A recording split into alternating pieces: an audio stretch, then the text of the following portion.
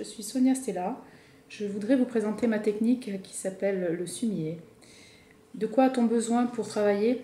Première chose, d'une feutrine noire qui va permettre au papier de riz qui est ici de pouvoir se positionner correctement avec un coussin d'air qui sera formé par les poils de la feutrine. On a besoin de cale, donc pas forcément de ce type, mais de quelque chose qui nous maintienne le papier correctement, parce que quand on va travailler, il va avoir tendance à bouger, donc on le maintient avec du poids. Et de pinceaux. Donc les pinceaux sont tous en poils d'animaux. Il n'existe pas de pinceaux synthétiques en peinture asiatique. On va trouver des pinceaux comme ceux-ci qui sont en poil de chèvre. Le poil de chèvre est un poil qui permet une belle rétention dans l'eau et dans l'encre. Donc il nous permet d'aller loin et travailler de très très grandes surfaces. Mais il a un inconvénient, c'est que ce poil est très mou. Donc si je fais comme ceci sur mon pinceau, il va rester dans la forme dans laquelle je vais le mettre. Donc c'est pas un pinceau de précision, c'est surtout un pinceau quand on a vraiment de grandes choses à réaliser.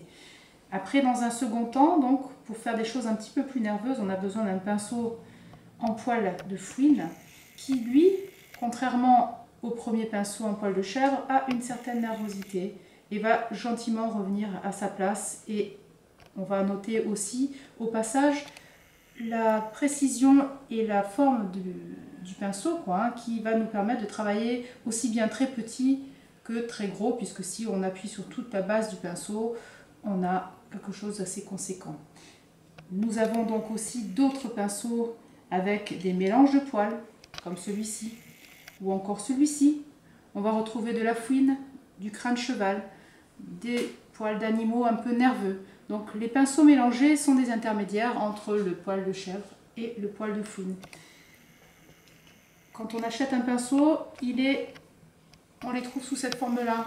On a toujours du mal à savoir si le pinceau va être bien monté, parce que quand ils sont encollés, c'est très difficile de s'en rendre compte. Mais l'astuce pour savoir si c'est un bon pinceau quand même, c'est d'essayer d'orienter son choix vers un pinceau qui a une virole. La virole, c'est ce qui maintient les poils. Ce pinceau-là vivra plus longtemps que celui-là parce que il est mieux monté.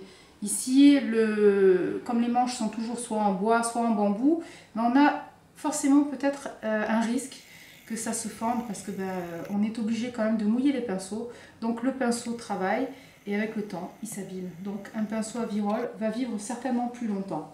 Voilà, on a aussi besoin d'encre, ça c'est évident. L'encre, on la trouve sous plusieurs formes. On va la trouver liquide ou on va la trouver solide, sous forme de bâton. Mais ceci, je vous en parlerai lors d'une prochaine séquence. Voilà, j'espère vous avoir fait découvrir la première phase du sumier, ma technique, et puis que vous aurez envie de voir d'autres séquences pour vous présenter la suite du matériel. Merci.